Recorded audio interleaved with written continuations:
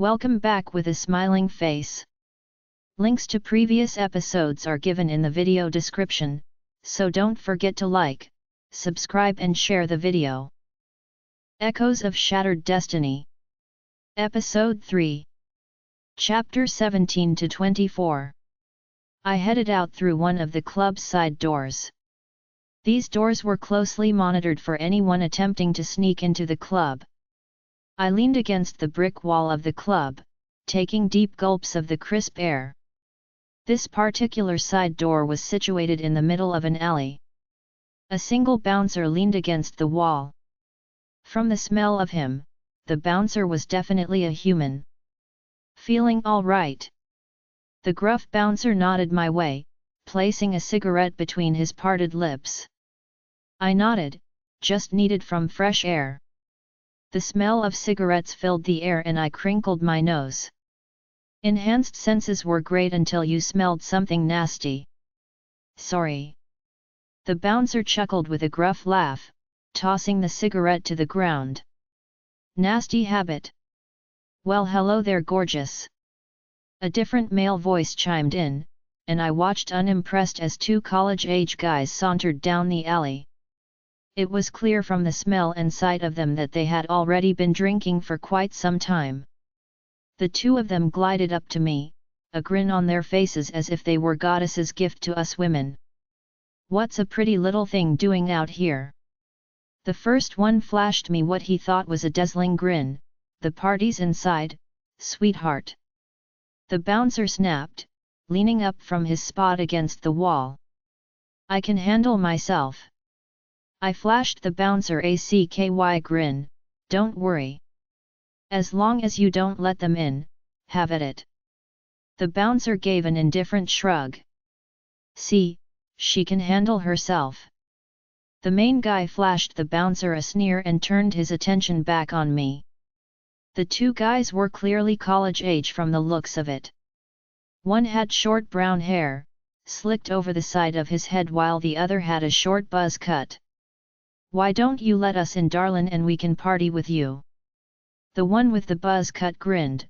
Better yet, why don't you come on over to our place? Oh, aren't we just the luckiest girls in the world? Maya snickered. I couldn't hold back the snort that left my lips. No thanks, I'm good. I stifled a grin as the bouncer let out a deep chuckle. Normally I wouldn't torment two poor guys, but they seemed like the type to not take no for an answer. I couldn't help but laugh at the irony. Alpha Maddox didn't take no for an answer, and yet I found him intoxicating. These two guys were anything but intoxicating. Playing hard to get. The one with the slicked hair smirked, taking a step towards me. Oh, I'm not playing. I shrugged, but I'd keep my distance if I were you.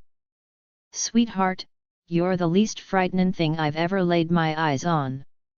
The one with the buzz cut chuckled. This is gonna be fun. Maya chuckled. The one with the buzz cut made the first mistake. With a deep smirk plastered on his face, he reached for my arm. Both of the guys were much taller than me, but the two of them had stepped far too close. I was easily in range to throw a few good hits their way. Plus, humans were much more fragile than Lycans. I grabbed the arm of the guy who reached for me and yanked him forward. No means no.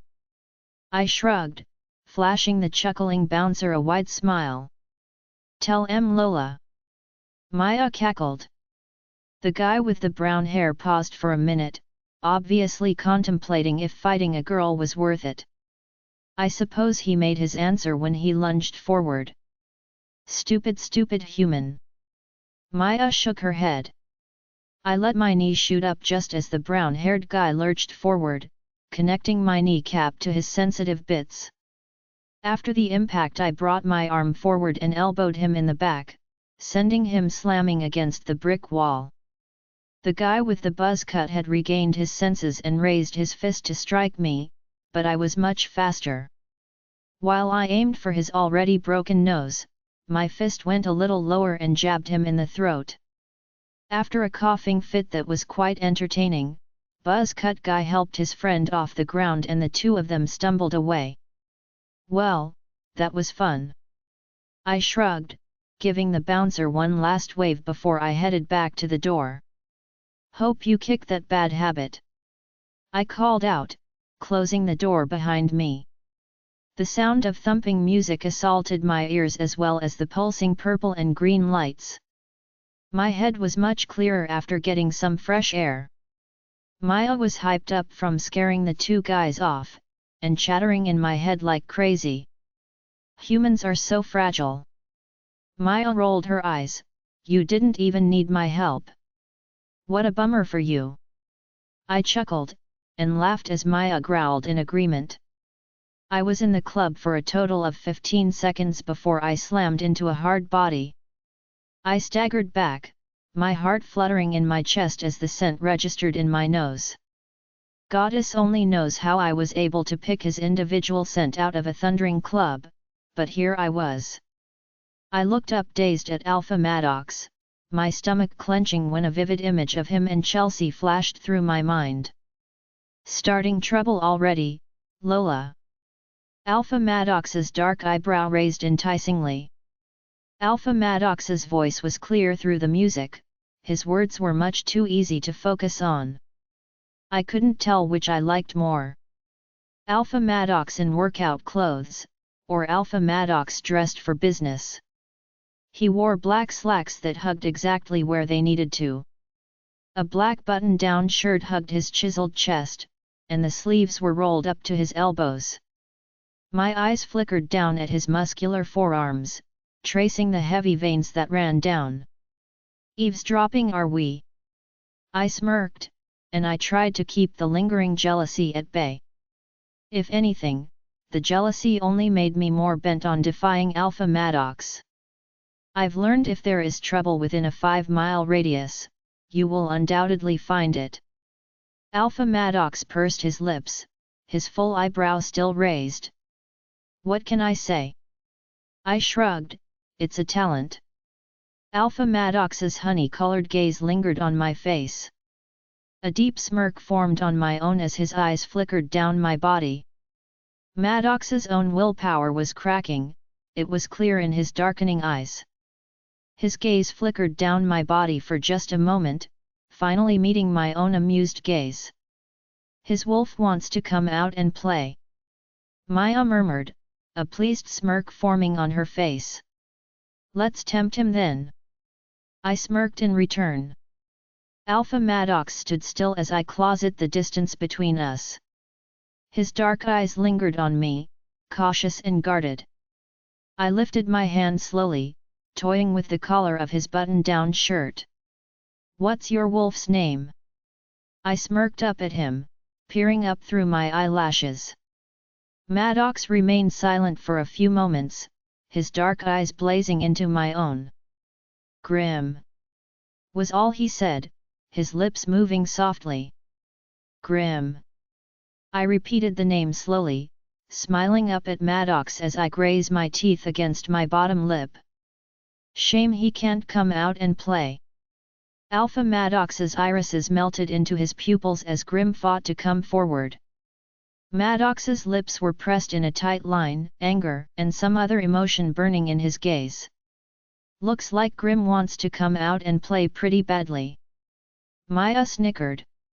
I dropped my hand from the collar of Maddox's shirt and gave him one last coy smile as I stepped to the side to walk past him. His hand snapped out, wrapping around my wrist tightly as he turned me around and pulled me close. You think you're protected by all of these people, but you're not. Alpha Maddox growled lowly, try something like this again and I'll take you where you stand. I couldn't contain the excitement that flooded through me, I practically was vibrating with it. His gruff words had the sensitive spot between my legs instantly dampening and my body filled with anticipation. My apologies, Alpha. My words were slow and seductive as I brushed past him, heading towards the bar. I could feel his burning gaze on me the entire time. Chapter 18. I left Alpha Maddox in the dust, making my way back to the bar. I added a little extra sway to my hips as I walked away, secretly hoping he would follow. I allowed myself a glance back to where Alpha Maddox stood once I reached the bar. A frown threatened to form on my face when I couldn't see him anywhere, but I chased it away. Mason wasn't at the bar either, so I hopped down in a seat and waited for the bartender to finish with his other customers. A nasal voice sounded from just over my shoulder and I grimaced as I locked eyes with Chelsea. "Alpha Maddox is looking awful good tonight, don't you think, Lola?" She sneered, her dark-haired friend cackling alongside her. "Maybe he'll kiss the birthday girl."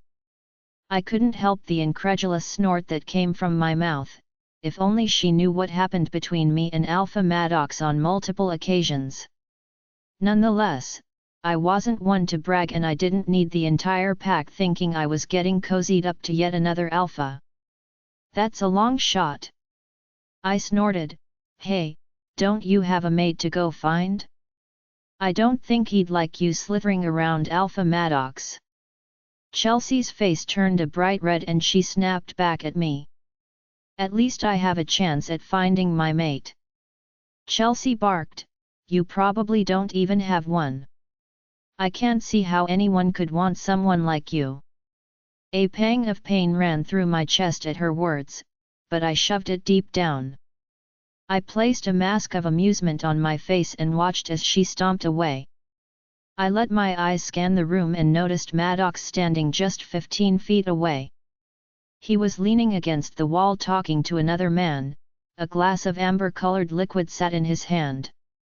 He looked downright delectable with his chocolate hair tousled to perfection. My jaw clicked shut and my face turned into a grimace as Chelsea twitched up to Alpha Maddox. The man he was talking to smirked at Chelsea and walked off. My eyes were practically glued to Maddox and Chelsea. I couldn't even hear the bartender when he finally approached me. Chelsea's gaze flickered back to my own, a cruel smirk forming on her face before she placed her manicured hand on Alpha Maddox's shoulder. A loud nasal laugh sounded from Chelsea, along with a smirk from Maddox. My thundering heart matched the beat of the music blaring through the club speakers, and jealousy flooded through me like ice water. Obviously a punch to the face was much too nice. Maya growled. "BH needs to learn her place." I clenched my teeth and ignored Maya for once. Maya wanted a fight. Wolves were much different than humans. For whatever reason Maya saw Alpha Maddox and Grim as her own, and she was determined to protect what was hers. I on the other hand know Alpha Maddox doesn't belong to me, but that doesn't mean I was immune to jealousy. I turned back to the bartender feeling much more irritable. "5 shots of your strongest liquor." I grimaced at the cute bartender. 5. The bartender with the green stripe in his hair sputtered, "You sure you can handle that, miss?" "I'll be fine," I snapped, forcing my gaze anywhere other than Maddox and Chelsea.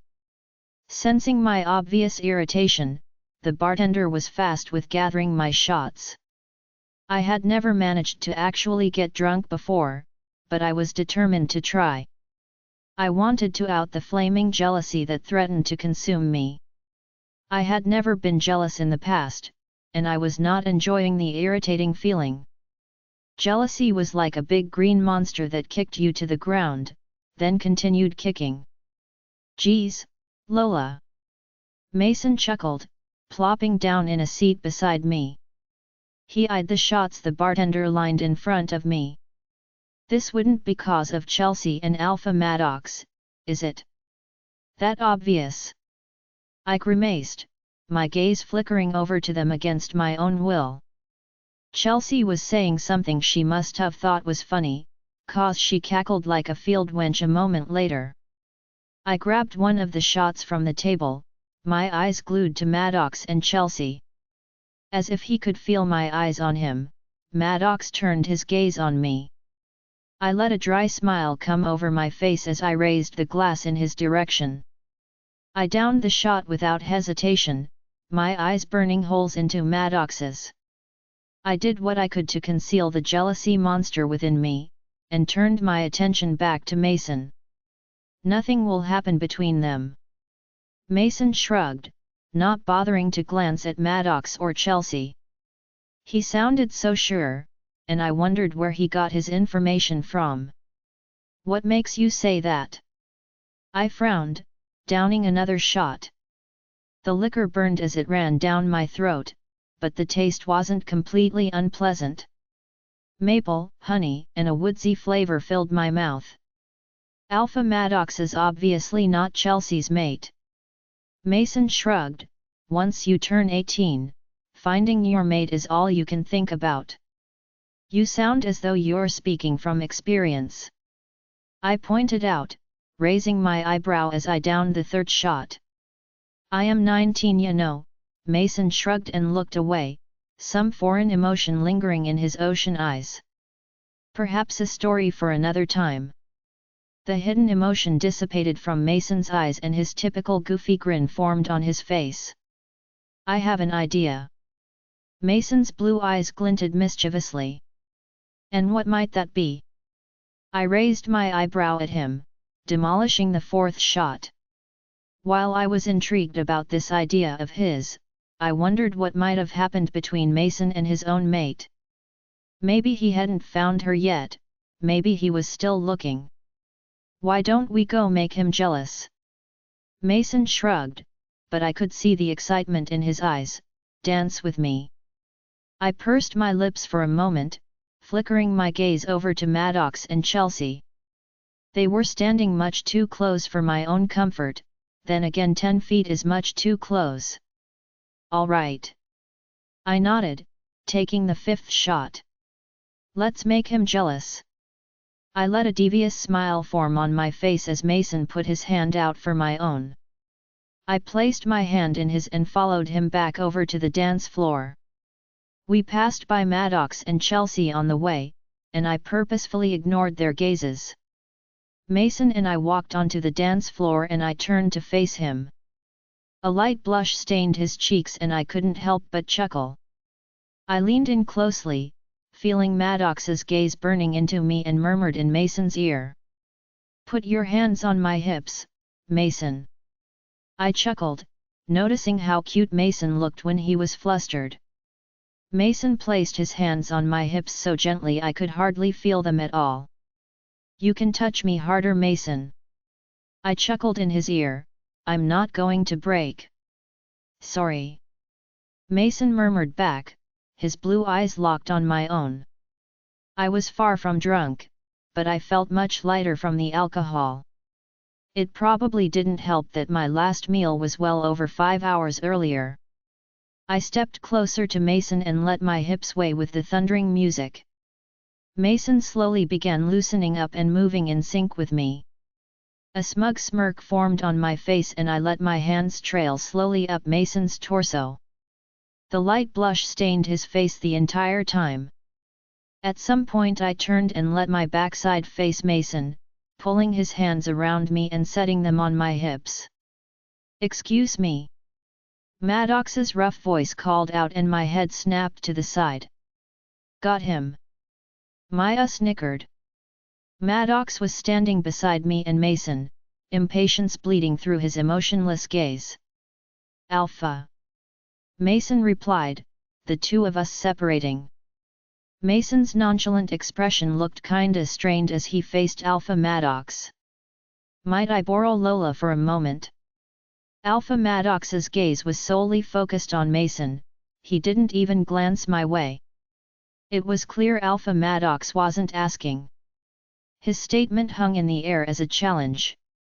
He was practically daring Mason to say no. Of course, Alpha. Mason nodded, giving me a strained smile before he stepped back. I could feel guilt swirling in the pits of my alcohol-filled stomach. This was Mason's idea. Maya frowned, you shouldn't feel guilty. Maya was right, but I couldn't help but feel for Mason. Whatever was going on with his mate was clearly affecting him, and the last thing I wanted was to leave the poor guy confused. Of course, it was my fault for flirting with him in the first place. I'll catch up with you later, Mason. I forced a carefree grin onto my face, giving Mason one last wave. I'll try and track Brianna down while I'm at it. Mason grinned, but his eyes were swirling with many emotions. I turned my attention back to Alpha Maddox, resisting the urge to let my eyes roam the length of his body. Is Alpha Maddox going to dance with me? I feigned shock. I would have never pegged you for a dancer. I'm not. Alpha Maddox growled, the honey color in his gaze was quickly being swallowed by darkness. That'll be kind of awkward then. I shrugged, swaying to the music. Brooding and standing still while I dance. While I definitely wasn't drunk, the copious amount of alcohol I consumed was doing nothing to stop my big mouth. Irritation and anger flashed in Alpha Maddox's gaze. I am not brooding. Alpha Maddox snapped, running a hair through his tousled hair. The simple action had me mesmerized and practically drooling. Apparently, that wasn't the response he was looking for. His rough hand grabbed my wrist and tugged me off the dance floor. You know, I'm failing to see why you needed to drag me off the dance floor. I pointed out with a hint of an attitude. Shut up, Lola. Alpha Maddox growled, seeming much more irritable tonight. While I failed to see the point of Maddox dragging me away, Maya was practically bursting with excitement.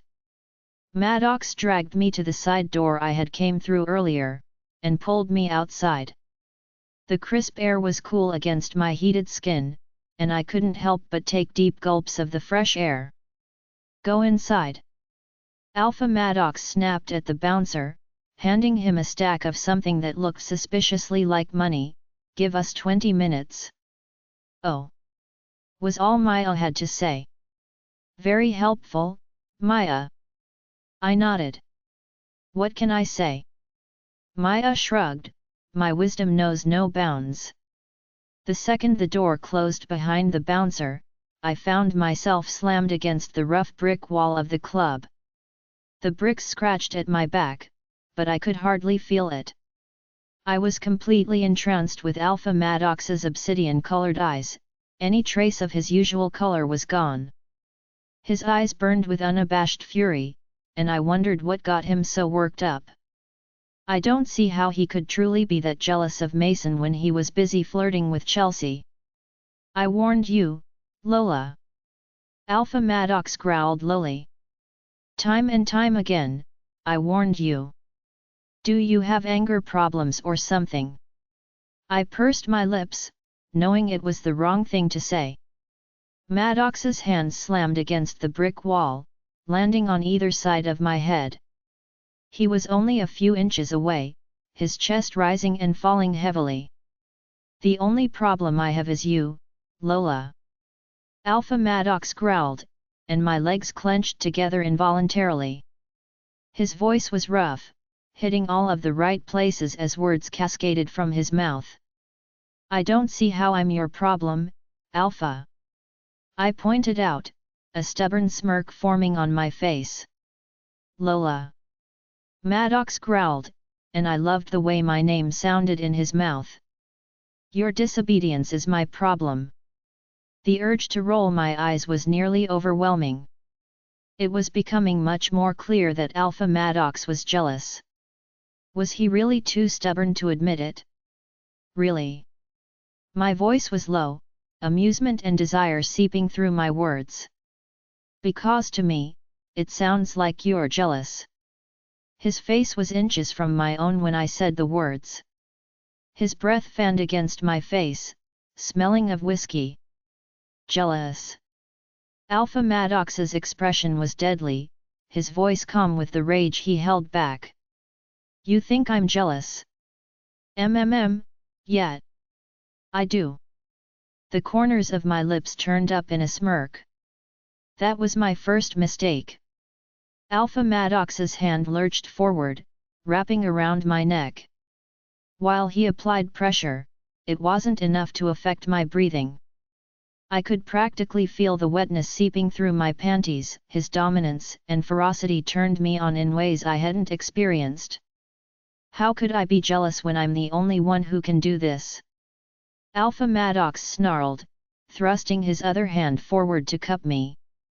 Again, my big mouth spoke on its own. Who says you're the only one who makes me wet? I taunted the pissed-off wolf like the IDT that I am. It's not nice to lie, Lola. Lying gets you punished. Who says I'm lying? I smirked at Maddox. My legs were trembling now.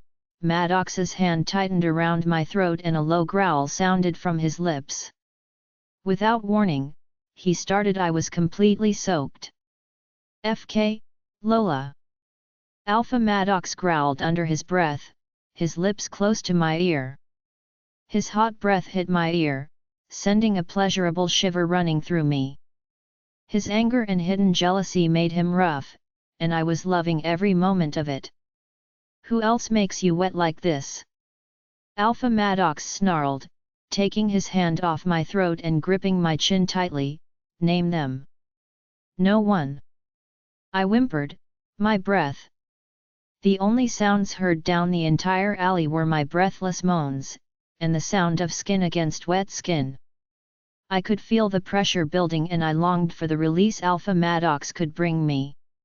Do you want to more, Lola? Alpha Maddox growled lowly in my ear. Yes. I whimpered, rocking my hips and grinding against his finger hungrily. Please, please, Alpha. A deep growl radiated from Alpha Maddox's mouth, pushing me closer and closer to the edge. You like my fingers deep inside you, don't you, Lola? Alpha Maddox's voice was deep. Even with the cold breeze outside, I felt much too hot. I didn't care if it was in this damp alleyway. I wanted Alpha Maddox to tear my dress from my body and take me where I stood. Yes, yes, Alpha. I whimpered. He only removed his hand when I was a-trembling. Don't forget who made you scream, Lola. Alpha Maddox murmured roughly in my ear, best punishment ever. Maya murmured quietly. Chapter 19. I leaned against the brick wall and tried to calm my heart. I had once shivered under the cool nighttime breeze, but now it lapped soothingly over my heated skin. Something had clearly changed with Alpha Maddox. His possessiveness had reared its head. Clearly Alpha Maddox wanted me all to himself. It didn't take a psychic to tell Alpha Maddox was turned on by my defiance. His arousal was one of the many motivating factors for my defiance. I should have felt guilty. I should have thought about what my future mate might think, what his future mate might think. The cold truth was, I didn't care. I was burning under Alpha Maddox's touch, and it drove all thoughts from my mind. Sure, many people saved themselves for their future mate. But, many did not. You all right? The gruff bouncer asked as he came back outside. He took his typical spot against the wall. It was clear he knew what had taken place out here. The knowledge and amusement was swimming in his eyes. Yeah, I'm all right. I nodded, flinching at how my voice sounded. It still had that breathy tone to it. I was incredibly thankful the bouncer wasn't a werewolf, as the scent of my arousal was still clear in the air. Better than all right from the looks of it. The bouncer chuckled and I felt my face heat even more. A cool breeze rushed by, and I jumped at the cold draft.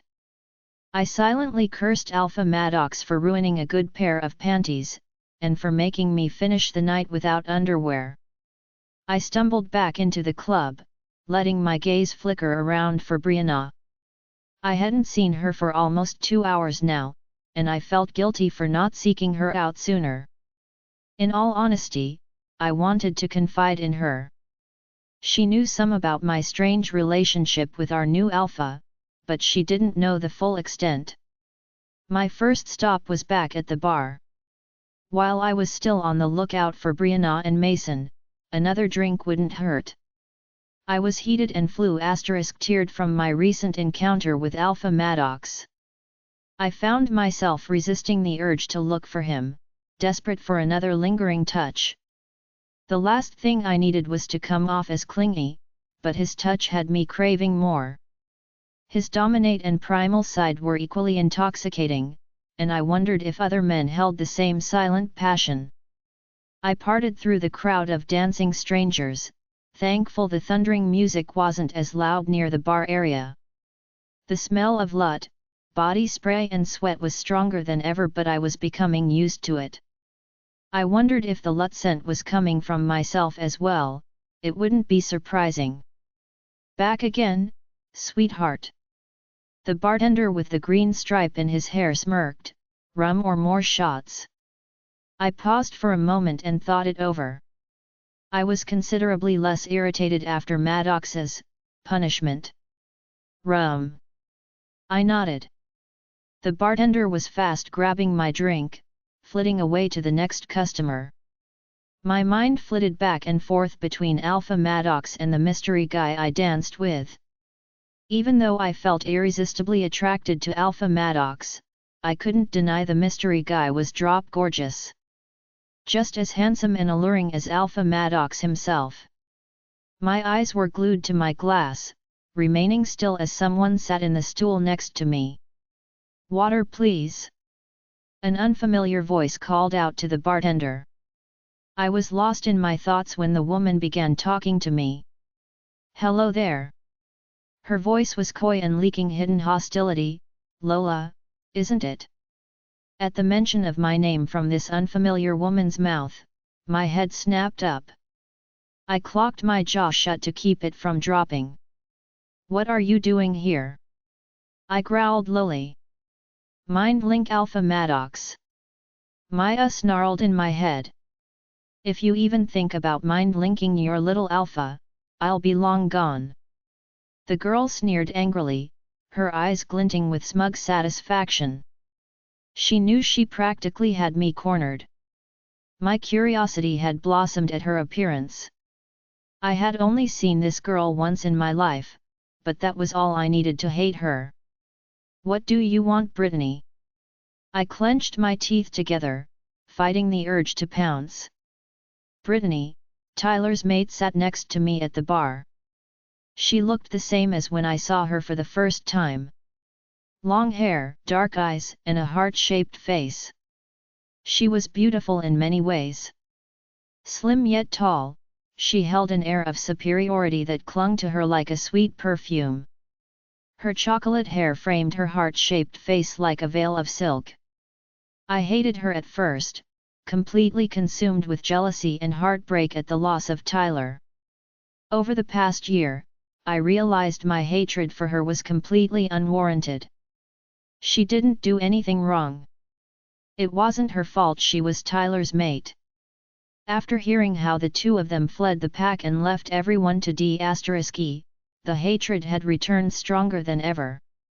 She was born to be a Luna, which meant never abandoning your pack.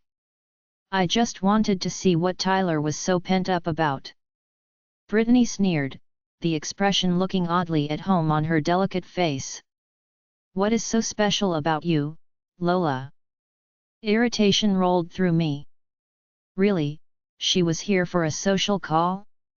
That year-old part of me remembered what it was like to be loved by Tyler, but she knew better now. We both knew better. I wasn't even sure Tyler was capable of actual love. How can someone turn their back on their mate? I never claimed to like Brittany, but her and Tyler were destined to be together. That meant more than just a simple girlfriend, a childhood love. And does Tyler know you're here stalking me? I raised my eyebrow at her, watching anger flash through her eyes. Stalking is such a plain word, don't you think? Brittany scoffed, twirling a piece of her hair between her fingers. I'd say I'm scoping out the competition. Competition? Maya scoffed, as if she can have her little cowardly mate. Competition. I scoffed, sounding much like Maya. If it wasn't obvious, you're the one with Tyler. My ties are to my pack, not to Tyler. Has he even told you of his plans? I tried to keep my tone light, hoping she would give away some tidbit of information. Anything that would make this conversation worth relaying to Alpha Maddox. At the moment, I had nothing. This conversation was a pointless attempt at soothing her raging jealousy. I wanted to ask her about the attacks on our pack, but was it worth giving secret information to an outsider? I had no doubt that anything I told her would worm its way back to Tyler, especially if it had anything to do with his old pack. Oh no! Brittany chuckled, shaking her head. Not gonna work. My lips are sealed. Tell me. What if I knocked you out and DG you to my alpha? I let a cruel smirk form on my face. How would you keep Tyler's plans a secret then? Brittany's smirk matched my own, and she leaned in close. I felt my own smirk drop at her words, and red-hot fury rush through my veins. You see that guy over there? Brittany murmured, her head turning towards the side of the club. Blonde hair, green shirt. KR body. What about him? I snapped, my gaze flickering over to the man she was talking about. The man's eyes caught my own, and his lips twitched up in a smirk. That's a friend of mine. He's been watching your friend all night. Brittany giggled. What's her name again? Brianna, isn't it? Stay away from her. I snarled under my breath. Maya was bursting at the seams. She didn't care about Brittany's friend. She'd KL Brittany first and then go after her little friend. I however couldn't risk Brianna getting hurt. Oh, he will. Brittany nodded, a smug smile on her face, so long as you don't do anything stupid. Brittany leaned in close, her voice a hushed whisper. Because believe me, I will be gone before your little alpha can think of coming for me. And poor Brianna, well, I don't need to give you those details. What do you want, Brittany? I snapped, the fire within me down. You want to kidnap me? KL me? Get it done with and leave my friends alone. I wouldn't say all that now. Maya huffed. I'm tired of the games. I hissed, I want to know why she's here. Oh no, I'm afraid that honor goes to someone else. Brittany shrugged, unconcerned. I'm simply here to try and understand what Tyler sees in you. Nothing. I snapped, Tyler and I dated a year ago. He was a piece of SHT even then. You're his mate for crying out loud. Well, there's one thing we agree on. Brittany nodded, eyeing my rum. Tyler is a piece of SHT. Confusion flitted over my face. Then why are you with him? There are much bigger things in play here, Lola. Brittany chuckled, and I was beginning to see the intelligence behind those dark eyes. Having something in common does not make us allies. Trust me, I'm your enemy just as much as Tyler is. Great, thanks for the cryptic response. I answered through gritted teeth. Well, if that's all, you can leave me alone now. It's been fun, Lola. But I have to say, meeting you has been a tad underwhelming. Brittany smirked, standing from the bar stool. I felt my entire body stiffen as Brittany came up behind me, her lips close to my ear. You know, you and your little alpha make a cute couple. Brittany chuckled lowly in my ear, careful next time, you never know who's watching. Chapter 20. Brittany was gone before I could even spin around. My eyes scanned the club frantically, but her friend had vanished. Her hushed voice lingered in my ear, the implications swirling in my head. She had seen Alpha Maddox and I, while she made it sound as though she had caught us tonight, it could have been any time before. It was frighteningly clear that someone was infiltrating the pack. It wouldn't be a long shot to assume they had caught Maddox and I. I hadn't felt any eyes on me during my time in the alley, but then again I was horribly distracted. Anxiety flooded my system and I thought about how that could be used against me. Sure, Tyler wouldn't be happy, but I wasn't worried about him or me. I was worried how this entire thing could affect Alpha Maddox, and what ways it could be used against him. While Maddox didn't seem to be hiding our strange relationship, I wasn't sure if either of us wanted it out in the open. I would be mocked relentlessly. Once again known as the girl who chased after the alpha. While I was much stronger, Maya and I wouldn't be able to tolerate the bullying. We were too confident, too headstrong. That was the downfall of living in a pack. No one could mind their own business. I sat at the bar for quite some time, even going as far to order another drink. My eyes scanned the crowd of people. Many were dancing, others were drinking. A few groups of people sat at the tables on the raised platform, drinking and laughing the night away. My eyes flickered from face to face, looking for any flicker of recognition. It was foolish to think Brittany had only brought one friend along.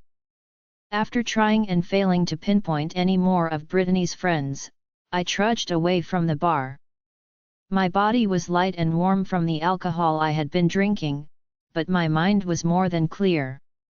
The conversation with Brittany had cleared my head of any fog that might have formed. I was all too aware of the close proximity between everyone in the club, and for once I felt uncomfortable. I wandered the club aimlessly, my eyes scanning for any sign of Mason or Brianna. I would have even taken Alpha Maddox at the moment. I locked eyes with Chelsea, who stood 15 feet away. She was leaned against the wall talking to a muscular blonde man. It was clear from the nasal laughter that she was flirting. She shot me a look and continued what I'm sure was a riveting conversation. It was hard seeing past all of the people, as just about everyone was taller than me. My heart leaped when I spotted a familiar head of hair. Brianna's short hair was nearly impossible to miss. Most she-wolves had long hair, simply because our hair and nails grew much faster than a human's. Brianna! I called out louder than necessary, but I was desperate for a friendly face. Brianna's eyes lit up when she saw me and she called me over to a little table. Lola, gosh, I was looking all over for you. Brianna huffed, taking a seat at the rounded table. Mason sat at her side, nursing what looked like a glass of whiskey. Did you check at the bar? I raised my eyebrow at the two of them. Brianna's cheeks were flushed, and I wondered what the cause was. I'm sure I looked the same, but that was due to Brittany's surprise appearance and my little meet-up with Alpha Maddox. I told you to check at the bar. Mason rolled his eyes at Brianna. Brianna frowned and shrugged. I did check at the bar. She wasn't there. Which bar? There are like 4. Mason's face turned up in a grin, but it looked quite forced. I rolled my eyes at my two friends and plopped down. Tonight was fluctuating like a roller coaster. What did Alpha Maddox want with you, Lola? Mason frowned, snapping me out of my spiraling thoughts. Brianna's face lit up deviously, and she leaned forward in her chair. Alpha Maddox wanted you.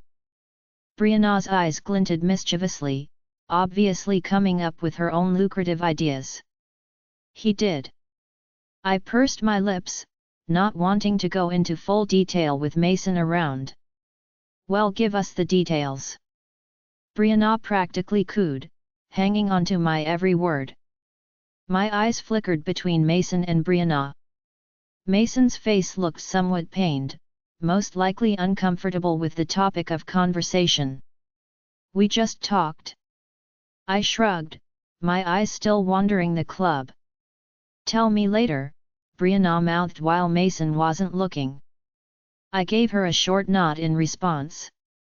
We stayed at the club for just a little longer. It was well past midnight and unfortunately we still had training in the morning. I could hear Maya groan in my head. The two of us truly loved sleep, and anything under 8 hours was simply not enough. Brianna was a whirlwind of chatter on the ride home. I sat in the passenger seat and listened like the dutiful friend I am. Ugh, you wouldn't believe the night I had. Brianna groaned, her cheeks still stained a suspicious shade of pink. I let my lips turn up in a smirk, knowing my night had been extremely eventful as well. So there I was talking to this gorgeous man. Brianna sighed dreamily and shook her head, but then I smelled it. That's disgusting. Mason cackled from the back, a goofy grin was spreading on his face. Mason, you're gross. Brianna snapped, glaring at him through the rear-view mirror. You know what I meant. What did you mean? I asked clueless, still chuckling from Mason's childish comment. I smelled him, Lola. My mate. Brianna sighed, the dreamy look returning to her face. Wait, seriously? My jaw dropped and I looked at Brianna in shock. She had turned 19 just a month before I came back into town. She had dodged my questions about her mate when we first became friends again. This was the first time hearing her openly talk about mates. Seriously? Brianna grinned, but there was some sadness to it. I couldn't find him though. I searched and searched, but eventually the smell faded and I knew he left the club. That's horrible. I frowned, feeling sorry for my friend. That's why we're going back Saturday night. Brianna nodded with finality. Saturday is their busiest night. I'm sure the three of us can find him. Not to be a downer or anything, but what if he was just in town to visit? Mason frowned. It was clear he wasn't trying to sound harsh. Mason didn't have a mean bone in his body.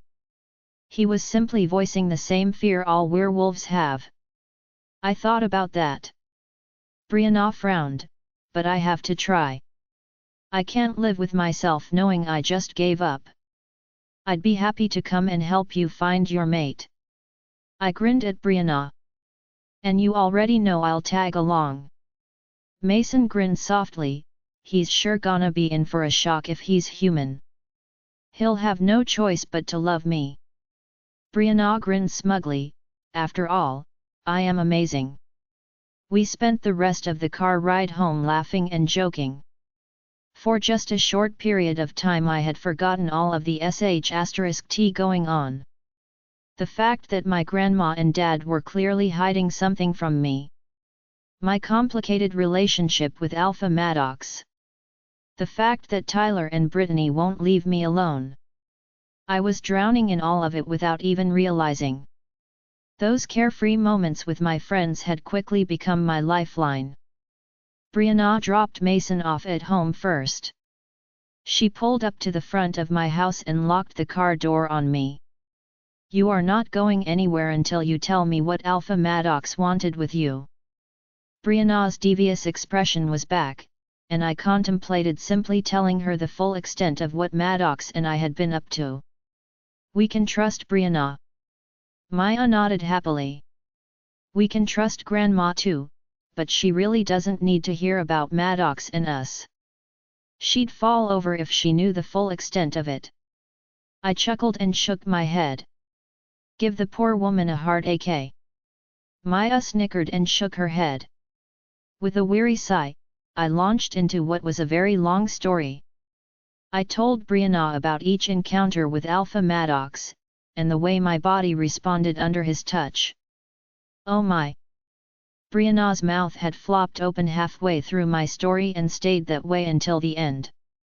I nodded mournfully, I'm just as bad as Chelsea. Hopping from alpha to alpha. Brianna shook her head, and the knot of guilt that had been in my stomach faded. Not at all. Alpha Maddox initiated all of those encounters. Sure, you were being disobedient but you never forced the guy into your pants. He seems to enjoy it as much as I do. I shook my head. And you're sure you don't feel anything romantically for him? Brianna frowned, nothing mate-like. Not at all. I frowned, I really don't even know anything about the guy. All I know is he's irresistibly hot and I'd let him jump in my pants without a second thought. What are you going to do when you do find your mate? Brianna frowned. I'll be with my mate of course, but I plan on doing what I want until then. I chuckled humorlessly. And what if Alpha Maddox finds his mate before you? Brianna frowned, are you really gonna be able to let him go? I'll let him go. I nodded, I'm not having my heart broken again. Whatever's going on between Maddox and I is purely physical. After the interesting and slightly disheartening conversation with Brianna, I trudged inside the house. Dad had left a voicemail on my phone hours ago, letting me know everyone would already be asleep. Sean had been at the club as well, but had left hours earlier. The house was dark and eerily silent as I came inside. I trudged to my bedroom and peeled the dress from my body.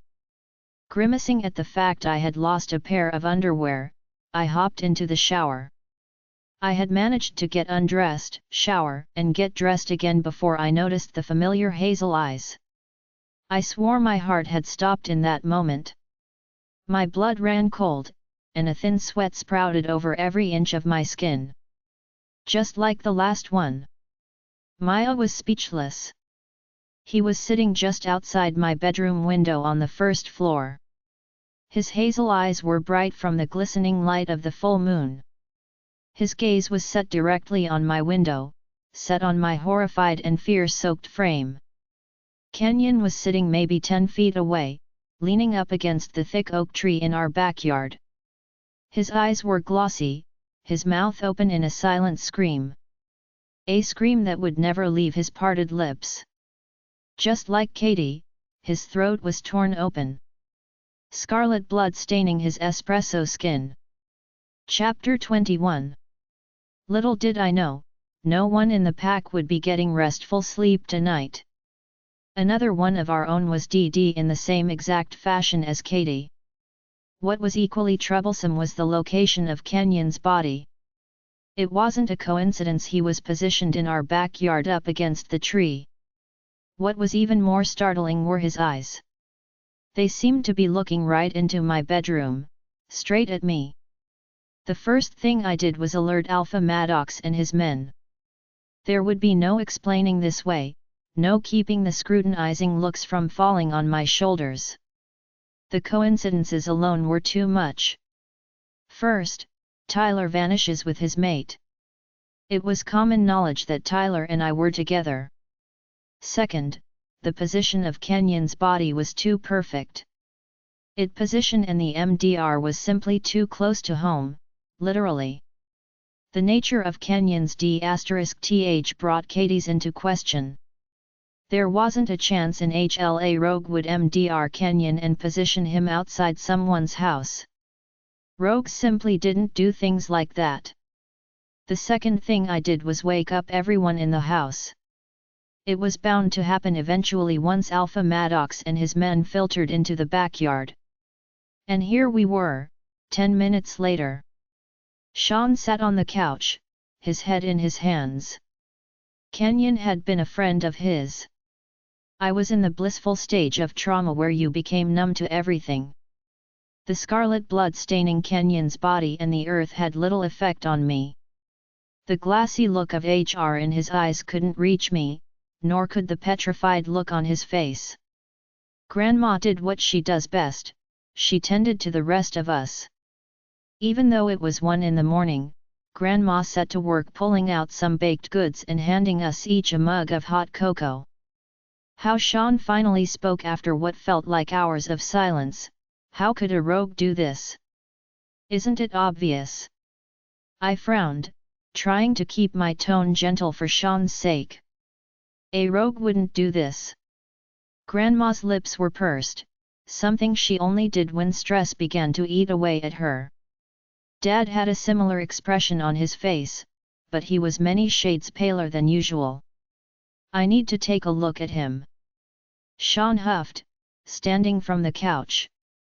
Sean was clearly in the denial phase. I did what I could to keep Sean and Grandma from looking at the body. Dad insisted seeing it for himself, resulting in his pale and pasty complexion. No, you don't. I shook my head, seeing him won't change anything. Listen to your sister. Dad huffed, his voice deep and rough with sleep. You'll be better off not lookin'. What else am I supposed to do? Sean let out a frustrated growl. I can't just sit here while something is klg off our friends. There's nothing you can do at this moment to fix anything, Sean. Dad mumbled, not meeting our eyes. Sometimes you just gotta be angry and leave it alone. I had almost forgotten Dad had lost his wife, our mom, just a few weeks ago. I had been so caught up in my own life, I hadn't paid much attention to his. Why was he sitting there like that, Lola? Sean mumbled dangerously, why was he sitting just outside your window? How am I supposed to know that, Sean? I frowned, I don't know any more than you do. Are you sure about that? Sean grimaced, putting the pieces together. Tyler magically disappears and people start d*G. Then one of them, my friend's corpse, was sitting outside your window. Sean, you need to calm down. Dad barked, getting up from his recliner in a huff. The only one at fault is the thing doing the KG. You should have never come back. Sean growled, his eyes darkening. I flinched, feeling a blow to my stomach. What hurt the most was the fact that I believed him. The pack was in mourning before I had come back, and now they were in mourning again. Enough of that. Dad growled, don't put the blame on your sister. Sean stormed out the front door, shooting one last rueful glance at me and Dad. Something wet hit my face and my grandma pulled me into her arms. I hadn't realized I'd been crying until a small sob racked my body. He's angry and hurt. Grandma murmured, he doesn't mean what he's saying. Dad patted my shoulder awkwardly, he'll come around, Lola. Just give him some time to process what happened. He's right though, isn't he? I murmured, wiping the stray tears from my eyes. Kenyon's right outside my window, Dad. I wiped my tears away and composed myself in time to see Dad shoot Grandma a weary glance. Something bubbled inside of me. Irritation, stress, fatigue. I was tired of the hushed conversations and secret glances. Dad and Grandma were keeping something from me. It could have had nothing to do with the murders, but tonight everything was beginning to weigh down on me. I pulled out of Grandma's arms and glanced between the two of them. Make them tell us. Maya grumbled, if it has anything to do with the murders, they can't keep it to themselves. I opened my mouth, determined to finally get the truth. I could see the weariness in their eyes, and for just a moment I felt guilty. That guilt vanished when I remembered the body sitting in the backyard. Before my poorly rehearsed demand could leave my lips, a hasty knock sounded on the front door. Dad rushed over and opened it, letting Alpha Maddox and a few of his men come in. Maddox's eyes flickered from my dad and Grandma, finally settling on my face. We're gonna look over the body. Alpha Maddox informed the three of us, I'll be back to ask some questions. I had half hoped Maddox would leave me alone with my Grandma and Dad, giving me another opportunity to demand what they know. Unfortunately, two of Maddox's men stayed behind. Long night. One of his men commented. It took me a minute or two, but I recognized the guy. He wasn't originally from Maddox's pack. He was one of the few people who openly thought Tyler was a alpha. Logan was someone who typically kept to the background, especially after making it known he didn't care for Tyler. There had been many times where Tyler wanted to throw Logan and his family out of the pack, but his dad wouldn't allow it. A very long night. I nodded, leaning back on the couch. Another knock sounded on the door and Dad silently went to open it. Mason's frantic face was the first thing I saw. Dad grumbled something unintelligible and let Mason inside. I just heard what happened. Mason grimaced. You don't mind if I stay, do you? Mason's eyes flickered between me, Dad and Grandma. I was the first to speak up.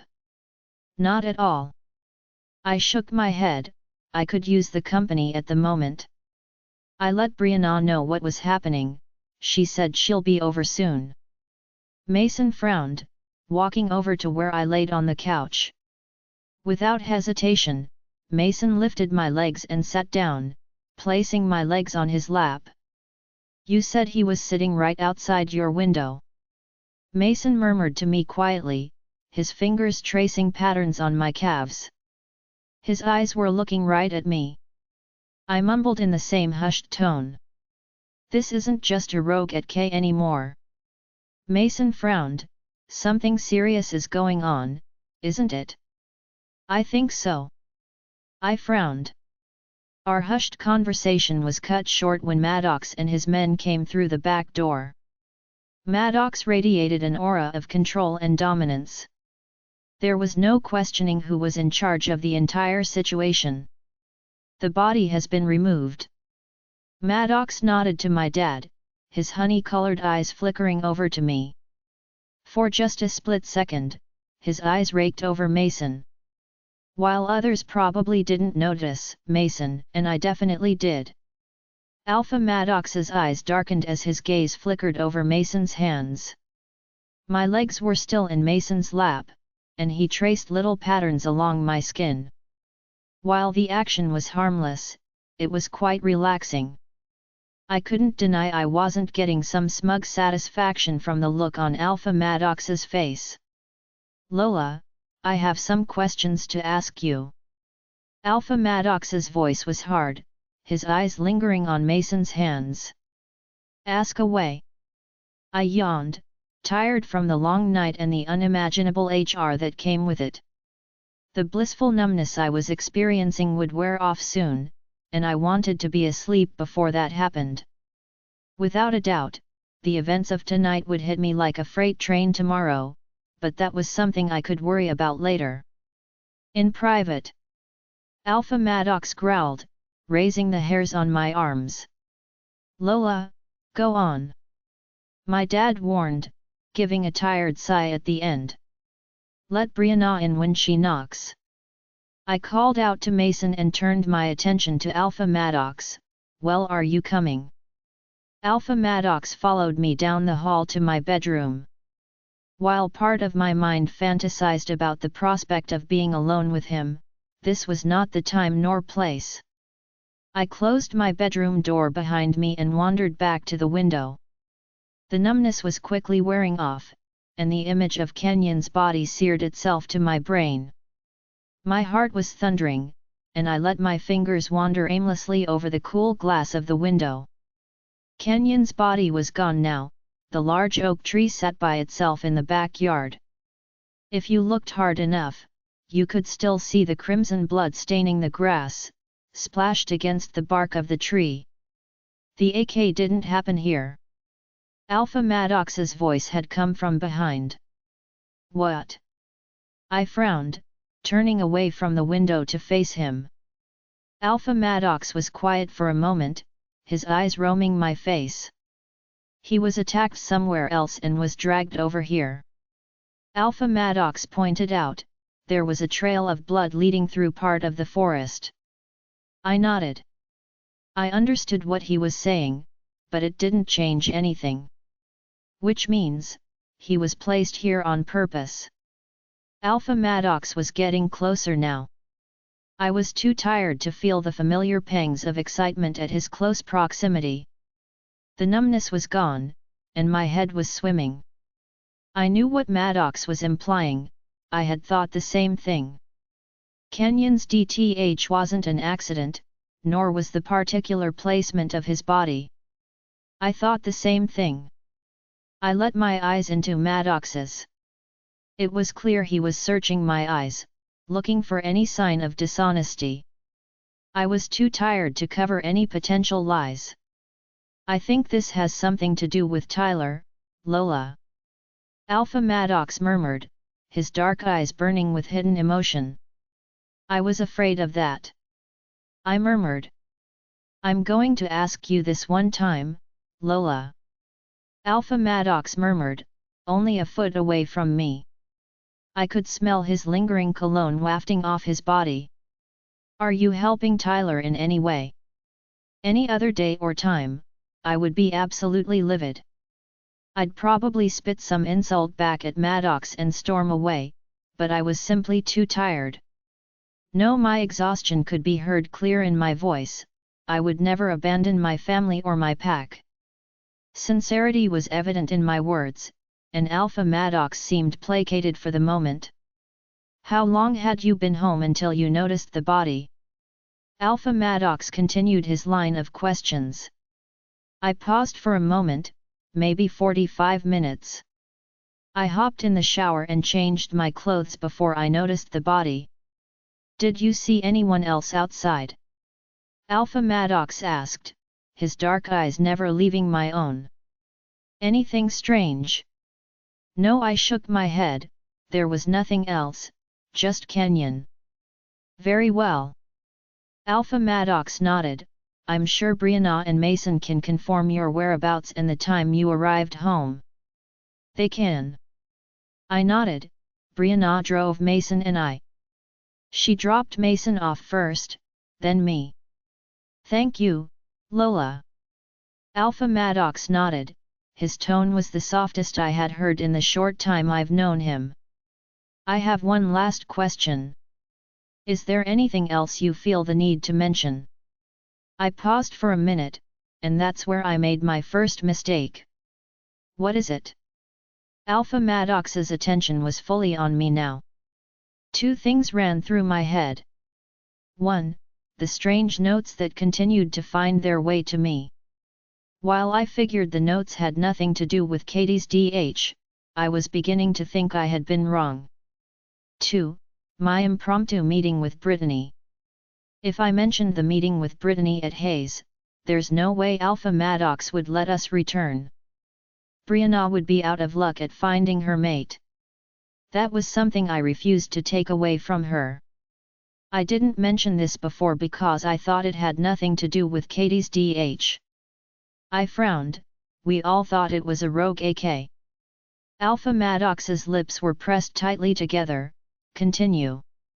But like you said, Kenyon being placed right outside my window wasn't a mistake. I paused, my entire body stiffening. My mouth dropped open as I locked eyes on a crisp index card, laying gently on my pillow. I had managed to shower, put pajamas on, and notice Kenyon's DD body without once glancing at my pillow. I've been getting notes. My voice was soft and small. Alpha Maddox turned to where my frozen gaze was and tensed as he noticed the note. They were harmless at first. I murmured, I thought it was some stupid joke Ethan was playing on me. He was Tyler's best friend. These notes mentioned nothing about Tyler or any of his plans. Alpha Maddox asked, anger was evident in his voice. Not at all.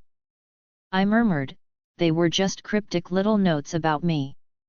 Alpha Maddox turned to me, let's open this one. I nodded and approached my bed slowly, as though the note were some kind of time BB. The two of us were eerily silent as I lifted the index card, every little sound was loud in my ears. Maddox's shoulder grazed against my own as I flipped open the card, pulling out a note and a single photo. The picture was of me. I was in my bedroom, pulling a t-shirt from my head. The picture was from days ago. I was completely oblivious to the person standing just outside my window, a camera in their hand. Alpha Maddox's body stiffened at the sight of the picture, and I thought he might truly lose it when his eyes grazed the delicate writing on the note. We are always watching. Chapter 22. Alpha Maddox was quick to leave that night. Not another word was spoken between the two of us. Sean didn't return until the early hours of the morning. Brianna had arrived shortly after Alpha Maddox left. The three of us went into my bedroom and closed the door behind us. Denial and shock were thick in the air, feeling like a sticky and tangible substance. The first thing I did as we entered my room was to lock the window. I pulled the C**s together roughly and tied them shut. I wasn't planning on looking out that window for quite some time. Dad didn't argue when I told him Mason was staying the night along with Brianna. He simply gave me a distracted nod and turned his troubled gaze to Grandma. Mason and Brianna provided little in the way of comfort, but I was still grateful for their company. I've always heard when things like this happen, it's best not to be alone. The four of us sat in my room, silence taking up the empty space. Brianna and I visibly jumped as Grandma knocked and came into the room. "Grandma, it's 2 in the morning." I chuckled. Grandma shuffled into my room, 2 plates, a couple cups, and a pitcher of tea in her hands. Grandma had a tendency to cook whenever she was stressed, always resulting in a never-ending supply of food.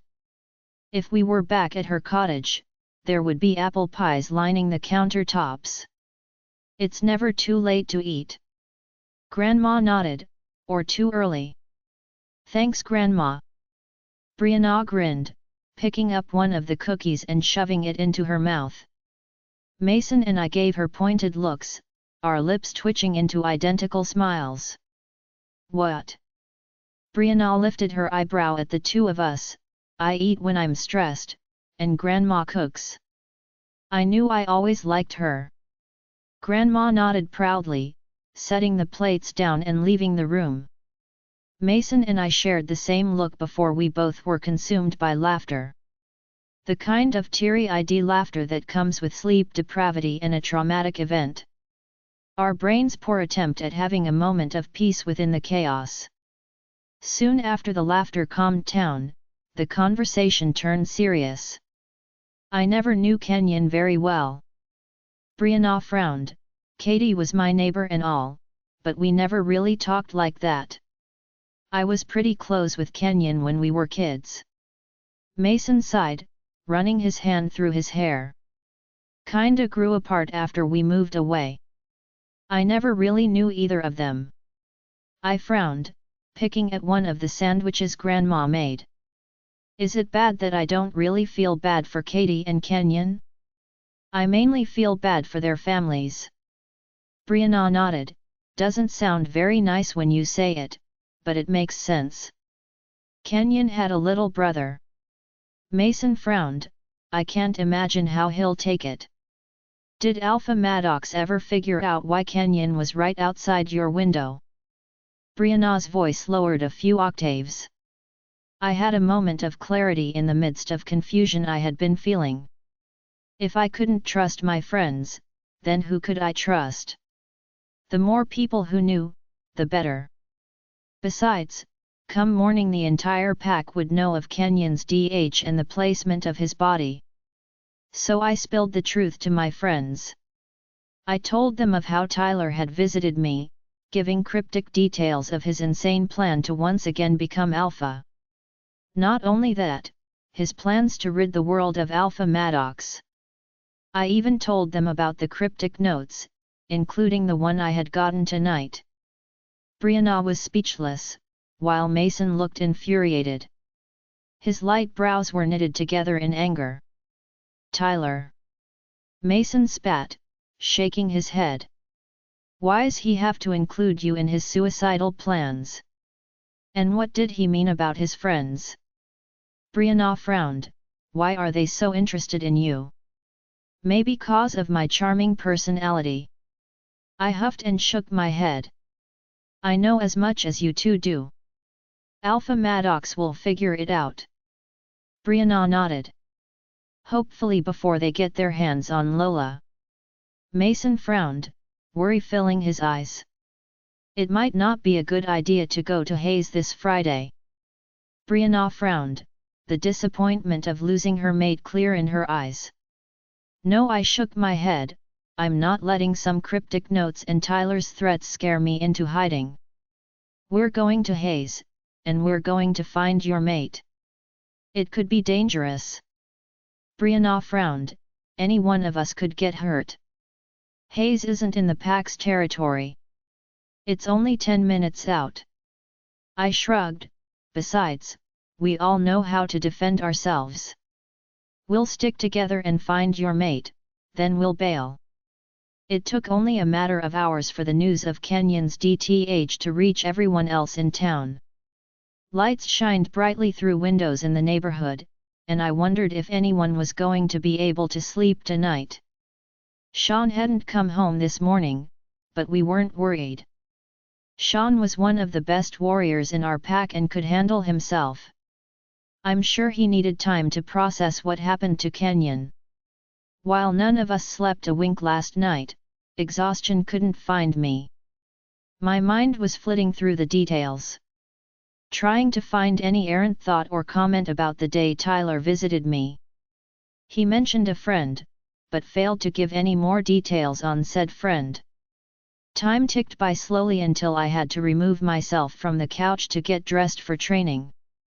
I figured there was no way Alpha Maddox would cancel, now that we needed training more than ever. Brianna and Mason had stayed the entire night with me. The three of us were horribly sleep deprived, but weren't feeling the effects quite yet. I let Brianna borrow a pair of shorts, and tossed Mason a tank top and shorts from Sean's closet. The three of us were out the door, heading to the pack house with 10 minutes to spare. Of course, by the time we got to the pack house, rumors were flying by the dozen. Did you hear they found him outside her window? Sketchy, right? I bet she had something to do with it. But why pick her out of everyone? Chelsea said she left Hayes early. Plenty of time to KL someone if you ask me. I'm gonna rip her burnt hair off. Brianna muttered under her breath, hearing yet another rumor that painted me out as a cold-blooded KR. I sighed, we knew this would happen. It's not a surprise Chelsea's making it worse. Seems like that's the only thing Chelsea's good at. Mason rolled his eyes. That and trying to cozy up to Alphas. Brianna muttered, and I followed her gaze over to Alpha Maddox. Alpha Maddox stood by the side doors, talking to his beta and a few other men. I inwardly cringed when Chelsea twitched up to the group of men and interrupted their conversation. I couldn't help the smug smile that formed on my face when Alpha Maddox turned to her with anger blazing in his eyes. Seems like we weren't the only ones sleep-deprived. Chelsea flinched at the hostility rolling off Alpha Maddox and turned away. Mason, Brianna, and I took our places on the mats, making plans to visit the little cafe in town later on. Beta Devon stepped forward in Alpha Maddox's usual position. His rough voice boomed throughout the building. "Attention everyone!" Beta Devon called out, and everyone's chatter ceased. Alpha Maddox has some business to attend to. He has left me in charge. Pair off with your usual partners and begin. Chelsea, Mason, Brianna, and I stood off to the side. Kenyon had been Chelsea's partner since I arrived back in town. That left her without a partner. Beta Devon noticed the three of us and walked over. Lola, pair off with Mason. Beta Devon nodded in my direction, and called Chelsea over. Chelsea, pair off with Brianna. I've been DG to kick her ass for years. Brianna was practically shaking with excitement. Beta Devon strolled over to the front of the room, his eyes scanning each group as they trained. Hopefully Mason lives after training with you. Chelsea hissed, I'd hate to be paired with AMR. FK off. Mason growled. Honey, after I'm done with you, you're gonna wish you were paired with Lola. Brianna chuckled in anticipation and followed Chelsea over to one of the mats. Training went on as usual, but my mind was occupied. I wonder what kind of business Alpha Maddox had to attend to and if it had anything to do with Kenyon's DTH. I hoped he would tell me if he found anything else out. Mason took advantage of my distracted mind, and managed to bring me to the ground twice. Mind you, I pushed back with equal force and had him pinned at least a dozen times. Brianna did not disappoint after being paired with Chelsea. Each time Mason and I heard a yelp or groan come from Chelsea, we stifled the urge to fall over laughing. Brianna's anger and general dislike for Chelsea pushed her to train harder, earning a praise from Beta Devon. 10 minutes before training ended, Alpha Maddox came back into the room. I slipped an old t-shirt over my sports bra and waited for Brianna and Mason. Lola, come over here. Alpha Maddox barked, continuing his conversation with Beta Devon. Yes, Alpha. I couldn't help the slight condescending tone that filled my voice. Alpha Maddox flashed me a look of irritation, and his honey eyes darkened a couple shades. Lola, you'll be moving into the pack house Monday. Alpha Maddox wasn't asking, his tone made that clear. Beta Devon will have a group together to bring your stuff to the house. You simply need to pack it. Excuse me. I squeaked out, and Beta Devon raised his eyebrow. This is gonna be either really dangerous or really fun. Maya murmured, either way I'm here for it. I was still processing what Alpha Maddox had said. No one besides the Alpha and Beta lived in the pack house. The thought of living under the same roof as Alpha Maddox was both tempting and terrifying. How much trouble could I get into living with the man? Must I repeat myself, Lola? Alpha Maddox rolled my name off his tongue, and I couldn't help but glance down at his lips. Brianna and Mason stood 10 feet away, clearly listening in on our conversation. No, I heard you. I rolled my eyes and ignored Beta Devon's snicker, don't I have a say in the matter? No, not at all. Alpha Maddox replied, deadpan. Beta Devon stood silently, watching our conversation unfold. And what about the rest of my family? I huffed, crossing my arms over my chest to glare at Alpha Maddox. Obviously, it's you who's in danger. Alpha Maddox snapped, I am not inviting your entire family to live in my house. Oh, I'm sure you'll be so miserable. I growled. Alpha Maddox's eyes were nearing black now. He closed his eyes and pinched the bridge of his nose, letting out a sharp breath. His eyes were back to their normal honey color when he opened them. Must you always be so defiant? Alpha Maddox grimaced, and I shrugged. My heart was fluttering at our heated conversation, excitement swirling around me from our close proximity. I'd be lying if I said I didn't enjoy arguing with Alpha Maddox. He had that primal dominance that made every argument fun. Yes. I replied in the same tone. Makes life interesting. Lola, you will be fully moved into the pack house by Monday. Not your family. You. Alpha Maddox growled, sending a delightfully cold shiver through me. If I come back Monday and find you haven't moved in, there will be H*L to pay. Alpha Maddox turned and began to walk away, Beta Devon on his heels. Wait. I called out, his words finally getting past my thick skull. What do you mean come back? Where are you going? I ran up beside Alpha Maddox, forced to run in order to keep up with his fast pace. I don't believe that's any of your business, Lola. Alpha Maddox murmured thoughtfully, giving me a hard look. His pace did not slow. I let out a frustrated grunt and jumped in front of Maddox. Beta Devon skidded to a stop, but Alpha Maddox wasn't fazed. Alpha Maddox slammed into me like a freight train, his dark eyes looking down at me as I stumbled back. Can't take no for an answer. Alpha Maddox grumbled to himself, running a hand through his already messy hair. Sure can't. I smirked, but my smug satisfaction was cut short as I felt my back being slammed against the brick wall of the training grounds. What is with you and slamming me into things? I grunted up at Alpha Maddox's towering form. What is with you not listening to me? Alpha Maddox hissed, his face only inches from my own. Instead of fear, excitement was fluttering in my stomach. If you want me to move into the pack house, tell me where you're going. I snapped, poking my bottom lip out in a pout. Lola. Alpha Maddox took another calming breath. If you speak of this to anyone, you'll wish you never moved back here. Got it? Got it. I nodded, a successful grin on my face. Alpha Maddox's threat sounded scary, but I couldn't fathom him actually hurting me. The thought simply didn't make sense in my mind. Other packs have been experiencing attacks similar to ours. Alpha Maddox's voice was low, his warm breath fanned across my face. I'm visiting those packs, examining the nature of the attacks. I frowned.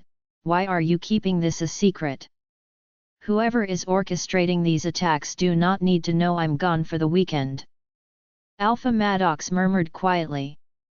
Only you and Beta Devin know. Surprise pulsed through me.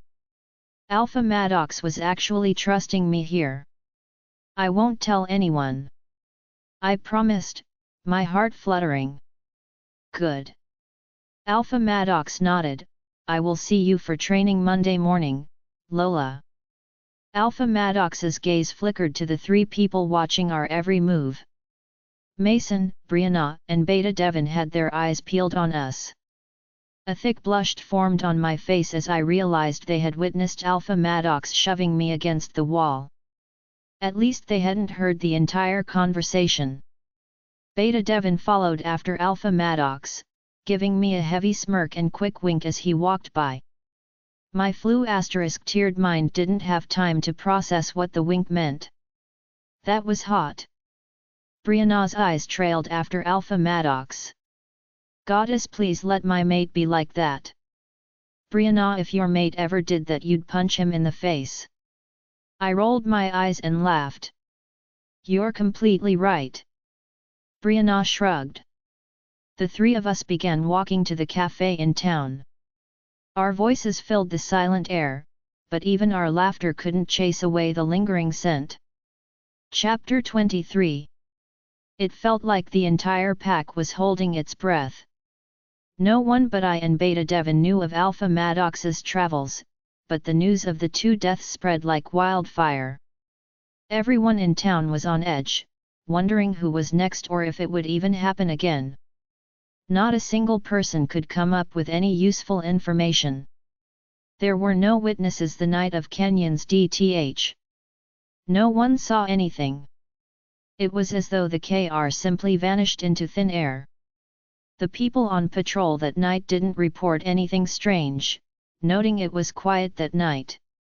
I was almost afraid to be on patrol tonight, but I was never the type to let fear hold me back. Knowing the attacks had something to do with me, I was more determined than ever to find out their cause. If Tyler truly was behind the attacks, there was no way he'd stop now. Tyler might not be smart, but he was certainly ruthless. It was clear Tyler's mysterious friends were the brains behind the entire operation. I wonder if any of this would have happened if I had just stayed with Grandma. I shrugged, walking to patrol with Brianna and Mason. Brianna rolled her eyes. If Tyler's behind it, then it would have happened regardless. He's probably pissed Alpha Maddox is running his pack. Mason shrugged.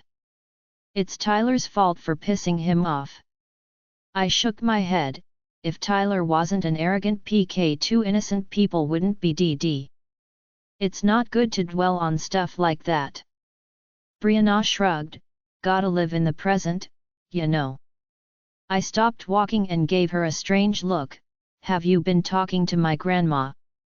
She's a smart lady. Brianna noted with a chuckle. Too smart. I raised my eyebrow in response. Brianna turned left down the street while Mason and I turned right. Mason and I were paired to run patrol together, while Brianna was stationed at the other side of town. We had 2 new people with us tonight. From the looks of it, they were definitely Alpha Maddox's men. Both were large in stature, covered in ornate tattoos and rippling muscles. One of the men had startling blonde hair, long and messy on his head. The other had hair the color of midnight, cropped short and slicked to the side. Both looked equally intimidating with their tattoos and scars, but that didn't bother me. If anything, I felt a little safer out here, as though a piece of Maddox was with us. I'm guessing you're Lola and Mason. The blonde one grunted, sparing us a short glance. I'm Carter, that's Wade. The raven-haired man grunted, his eyes shifting over the 2 of us. He had a scrutinizing gaze with a set of piercing blue eyes. That's us. I grinned, letting it widen as I took in Mason's bewildered expression. So, how do you boys want to do this? Carter's eyes widened and Mason raised a brow in his direction. The quiet was unsettling, so I made the first move. I guess we'll go off in groups of 2. I shrugged, 2 seconds away from turning on my heel. Alpha gave orders not to leave you alone. Wade barked, sounding very similar to Alpha Maddox. I rolled my eyes, of course he did. Why doesn't that surprise me? Carter snickered and gave Mason an amused look. Something funny? I raised my eyebrow and placed my hands on my hips. I could feel Mason stiffen beside me, clearly intimidated by the 2 towering men. You'd have to be a fool to not feel the power rolling from them. The power was absurdly different from Alpha Maddox's. Carter and Wade had the power of warriors, Maddox had the power of an alpha. No, Carter shook his head, simply making an observation. And what observation would that be? I narrowed my eyes at Carter. Alpha Maddox simply informed us of your hard-headedness. Carter responded, his tone relaxed and carefree. Hard-headed. I pursed my lips. He said I'm hard-headed. Multiple times. Carter nodded, all business. Mason snickered beside Carter, but averted his eyes when I glared in his direction. How helpful of him. I smirked, I guess we'll all just patrol together. Wade and Carter flanked Mason and I in silence. Mason and I had a running conversation through the mind link, one that Wade and Carter refused to participate in. Every now and again I would hear a low chuckle from either Wade or Carter, proving they were in fact listening in on our conversation. The night was quiet, the earth cold and yielding under our paws. Maya was relishing in her freedom, the only thing in her mind was the dull thumps of her paws hitting the earth. The cool breeze rushed through our fur, introducing new scents to our nose. The cool breeze would have been cold on my human skin, but it felt like a cool caress through Maya's fur. The smell of wet earth and trees was strong in my nose, but something else lingered in the air. It was the smell of something sweet, like candy or syrup. The only strange thing was it smelled much too sweet, almost sickeningly sweet. Do you smell that? I murmured to the others. The 4 of us stopped in our tracks, Maya's nose lifted to the sky as we inhaled deeply. I don't smell anything. Mason's wolf shook its large head. All I smell is the earth. Carter shrugged, but his eyes were analyzing our surroundings carefully. You really don't smell anything. I frowned, tilting my head. Mason shook his head while Carter and Wade eyed me suspiciously. No, nothing out of the normal. With a shake of my head, we took off running again. Patrol ended quickly, and the strange smell faded from mind. It wasn't completely unusual for campers and backpackers to come into our neck of the woods.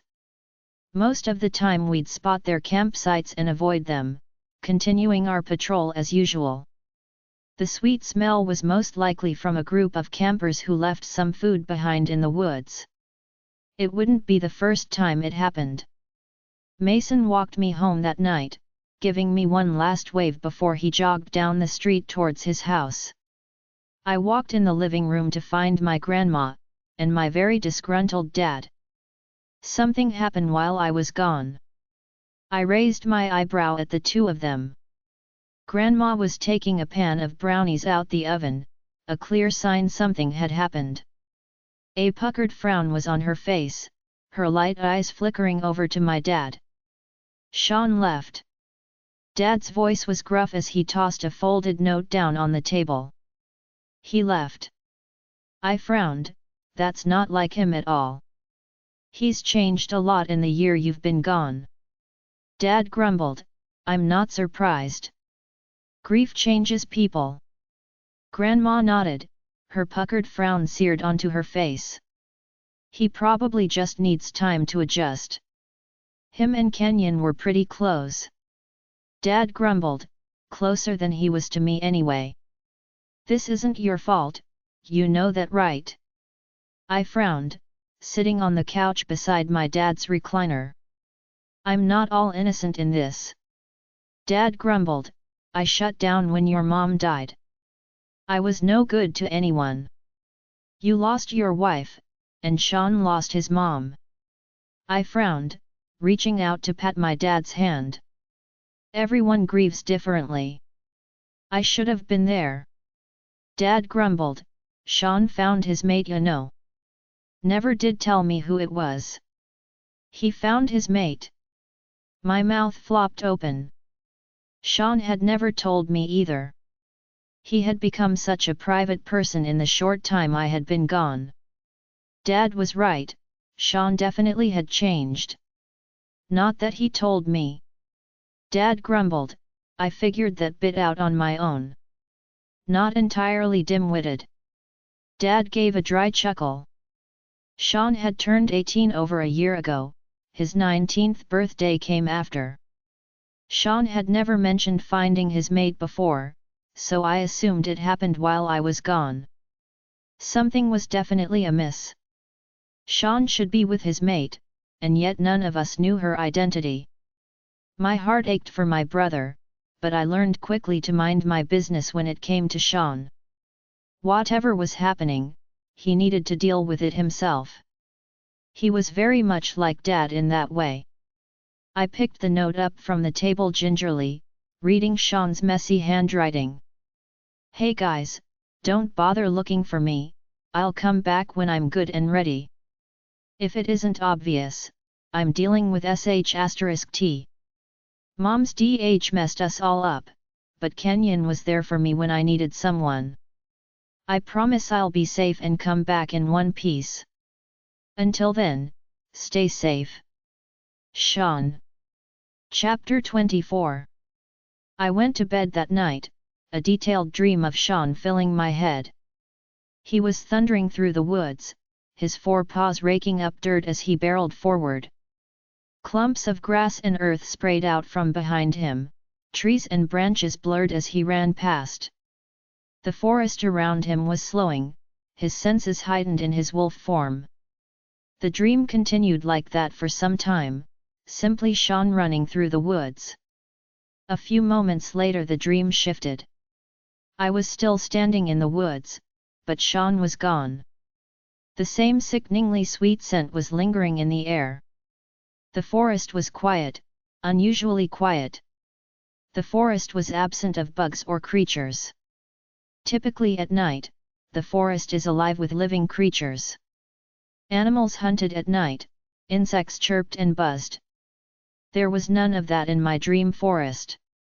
Everything was still, inducing a strange sense of anxiety. The feeling of being watched surrounded me, the prickling feeling of eyes running over my skin. Lola. A deep voice called out, slick like oil. The bushes shook, and a strange sense of settled over the forest. Thick and almost tangible, this strange shadow-like substance ebbed from all around me.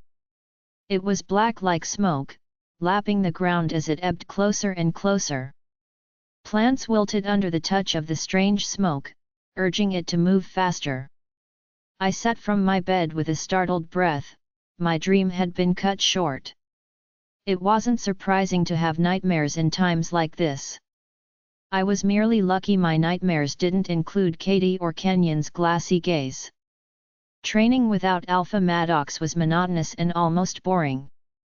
I sparred with Mason easily, taking him down multiple times. Deep in the back of my mind, I already missed Alpha Maddox. A day without bothering him felt unsuccessful and pointless. I quickly realized how much I longed to see the fire in his eyes as he fought his hidden desires. After training, Brianna and Mason tagged along to my house. The three of us ate lunch, my grandma supplying Brianna with as many pastries as she could carry.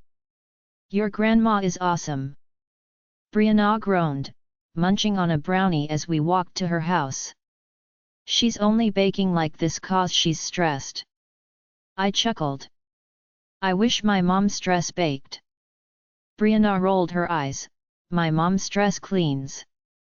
Won't even let us touch the kitchen anymore. Mine just watches those Spanish soap operas." Mason shuddered, his eyes widening in fear. "Is Mason scared of his mom's soap operas?" Brianna cackled, pelting him with a piece of brownie. "You act like it's funny, but you've never had to sit and endure 4 hours of it." Mason shook his head, "And this is why I'm always out and about." We walked up the stairs to Brianna's house, and walked inside. It had been years since I was in Brianna's home, but not much had changed.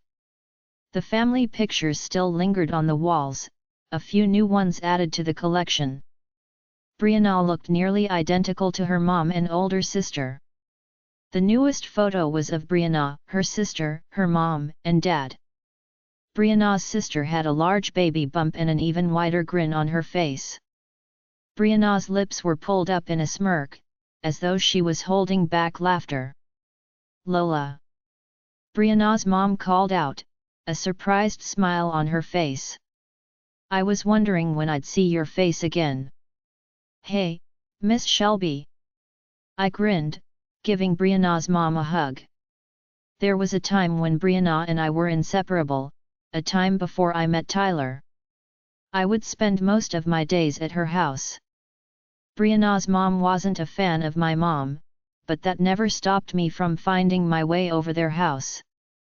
Brianna's mom would never turn me down, always offering a place to stay when my mom became a little too overbearing. "How are you holding up?" Shelby frowned, giving my back a soft pat. Brianna got her winning personality from her mom, and her intense sarcasm from her dad. Brianna's mom considered me a distant daughter, always making me feel included. The fact that she didn't hold it against me when I ditched Brianna for Tyler, said loads about who she is as a person. Forgiving, kind, and compassionate. Just like Brianna. "I'm managing." I nodded, a tight smile on my face. "I don't have it as bad as some others." Kenyon and Katie's families flashed through my mind. Losing someone so young took such a hard toll on families. "I understand, dear." Shelby smiled sadly. "Just know it wasn't your fault." "I appreciate that." I forced a smile. That was one topic I truly didn't want to approach. I was still struggling with my own emotions, convincing myself I wasn't to blame. Brianna dropped the baked goods off at her house, getting dressed for patrol tonight. The three of us hung out until it was time to leave, making our usual walk.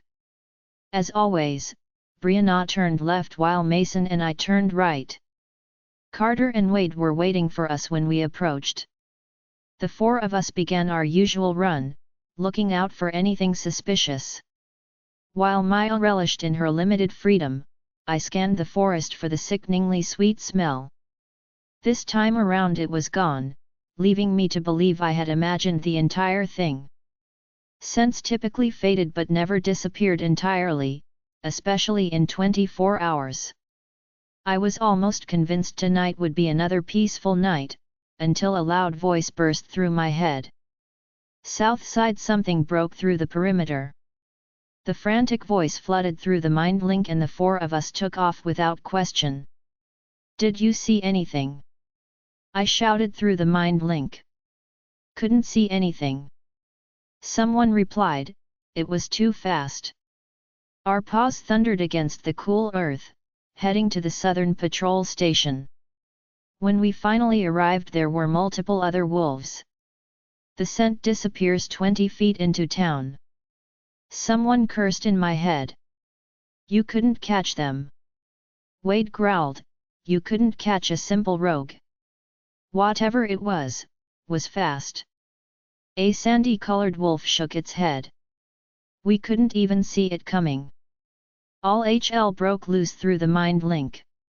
Everyone was pissed and on end. Someone had clearly made it into town, which meant another DD body could be waiting for discovery. The forest got darker too. A small voice called out in the midst of the chaos. Darker. I frowned, my head turning to meet the bright eyes of another wolf. The wolf was dark-colored with patches of white and orange. Its eyes were chocolate brown and glistening with hidden intelligence. I had never seen this particular wolf before, but that wasn't surprising. I didn't know many of the people in our pack. I had been obsessed with Tyler for too long to notice anyone else. Yet. The wolf nodded, a soft feminine voice filling my head. Like the shadows got bigger. Ignore her. A grey wolf snapped, a low growl coming from its mouth. She did nothing to help. Just froze and looked around all terrified. I saw more than you did. The girl murmured, her chocolate eyes looking towards where the threat had come from. I looked around at the trees and shrubs. It does seem darker, doesn't it? Maya frowned. I think so. I shrugged, like the moon isn't as bright. Or the shadows are bigger. Maya repeated the words that came from the smaller wolf, sending a strange chill down my spine. Everyone. I snapped, trying to stop the bickering. I said enough. My voice bellowed through the mind link, stilling the rowdy wolves. Someone could be DD right now. I snapped at all of them, arguing will not change what happened. What should we do, Lola? Mason frowned, a small whine coming from his wolf. You five, continue searching the perimeter. If they try to leave, alert us immediately. I snapped at 5 of the wolves, the little multicolored one included. While she was much smaller than the others, her eyes glistened with a strange intelligence that begged to be used. The rest of you, follow me into town. I continued barking orders, we will search town for any DD bodies. My heart thumped at my own commands. Anxiety and adrenaline coursed through me. The last thing I wanted was to find another DD body, but someone got throughout perimeter. A simple rogue didn't possess that kind of speed, nor did anything else for that matter. Whatever it was, barreled through the perimeter without being spotted. It was either the fastest creature in the world, or somehow invisible. We searched town endlessly, never once encountering a DD body. No one was injured, and there was no one roaming the streets at this time. Everything was silent. The 5 who continued running patrol reported something nearly an hour later. Something had ran by them, never once stopping as it barreled through the woods. One by one we shifted into our human forms, throwing on spare t-shirts and sweatpants. After letting Alpha Maddox and Beta Devon know tonight's events, we all headed home. The next patrol shift arrived early, setting up quickly before we left for the night. Lola. The small feminine voice called out. I turned to meet those intelligent chocolate-colored eyes.